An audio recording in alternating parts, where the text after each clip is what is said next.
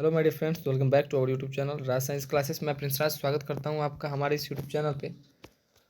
और जैसा कि आप सभी देख सकते हैं कि एग्ज़ाम बहुत ही नज़दीक आ चुका है और आज का मोस्ट इम्पोर्टेंट क्वेश्चन है केमिस्ट्री के 5वां चैप्टर से, जो कि है डॉबेराइनर का त्रिक नियम क्या है। इस चैप्टर का क्वेश्चन है, ठीक है। केमिस्ट्री का चैप्टर नंबर 5 से ये क्वेश्चन है, ठीक है। और डॉबेराइनर का त्रिक नियम क्या है इसके बारे में पूछ रहा है। चलिए जानते हैं डॉबेराइनर का त्रिक नियम होता क्या है। डॉबेराइनर एक वैज्ञानिक का नाम था जिन्होंने तत्वों को मतलब क्या किया था, अच्छे तरीके से सरियाया था। सरियाने करने का मतलब है कि सजाया था, ठीक है। और सजा करके उसको बढ़ते क्रम में सजाया था और उन्होंने बताया था, क्या बताया था चलिए जानते हैं। कह रहा है कि जब परमाणुओं को उनके परमाणु द्रव्यमानों के तत्वों लिखना था यहाँ पर। डॉबेराइनर का त्रिक नियम तत्वों लिखना था, मिस्टाइप है यहाँ पर। जब तत्वों को उनके परमाणु द्रव्यमानों के बढ़ते क्रम में रखा जाता है, यानी कि बहुत सारे तत्व है, जैसे कि लिथियम को ले लेते हैं, सोडियम को लिथियम ले लीजिए, सोडियम ले लीजिए और पोटेशियम ले लीजिए, ठीक है। अब यहाँ हालांकि हम आगे समझाएंगे एग्जाम्पल में। कह रहा है कि जब तत्वों को उनके परमाणु द्रव्यमान, तो आप सभी को मालूम है कि लिथियम का परमाणु द्रव्यमान कितना होता है, 7 होता है। सोडियम का 23 होता है और पोटेशियम का कितना होता है, 39 होता है, ठीक है। तो जब तत्वों को उनके परमाणु द्रव्यमानों, क्या बोल रहा है कि जब तत्वों को उनके, यहाँ पे मिस्टाइप है, तत्वों लिख लीजिएगा। जब तत्वों को उनके परमाणु द्रव्यमान के बढ़ते क्रम में रखा जाता है, मतलब सबसे छोटा वाला परमाणु द्रव्यमान वाला पहले, फिर उसके बाद, ठीक है।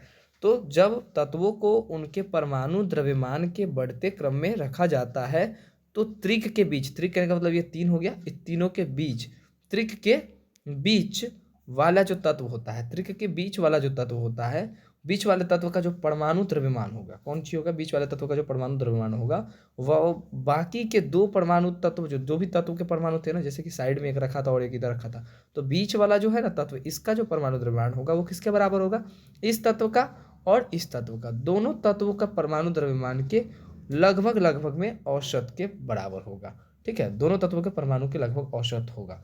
अब कहोगे कि सर एक एग्जाम्पल देकर समझाइए। इसका एग्जाम्पल में आता है लिथियम, सोडियम और पोटेशियम। इसको बहुत ही अच्छे तरीके से हम समझाएंगे। देखिए, लिथियम हो गया, लिथियम को बोलते हैं Li, ठीक है। सोडियम को बोलते हैं Na और पोटेशियम को बोलते हैं K, ठीक है। अब हम इस दोनों का जो है ना, ये सजा हुआ है बढ़ते हुए क्रम में, ठीक है। तो लिथियम का जो परमाणु द्रव्यमान होता है वो होता है 7, सोडियम का परमाणु द्रव्यमान होता है 23 और ये जो पोटेशियम है इसका परमाणु द्रव्यमान होता है 39। तो डॉबेराइनर साहब ने क्या बताया था कि जैसे ही हम त्रिक में बढ़ते हुए परमाणु के आधार पे, बढ़ते हुए परमाणु द्रव्यमानों के आधार पे तत्वों को सजाएंगे ना, तो जो बीच वाला, त्रिक का बीच वाला, यानी कि ये जो सोडियम है, लिथियम सोडियम पोटेशियम को हमने सजाया बढ़ते हुए क्रम में 7, 23, 39 के क्रम में, तो ये बीच वाला जो तत्व है उसका परमाणु द्रव्यमान, यानी कि ये जो 23 है वो किसके बराबर होगा, ये जो दोनों साइड वाला परमाणु द्रव्यमान है इसके लगभग में औसत के बराबर होगा। अब जिस व्यक्ति को औसत नहीं मालूम है उसको बता देते हैं। औसत का मतलब होता है कि दोनों को जोड़ेंगे और 2 से भाग देंगे।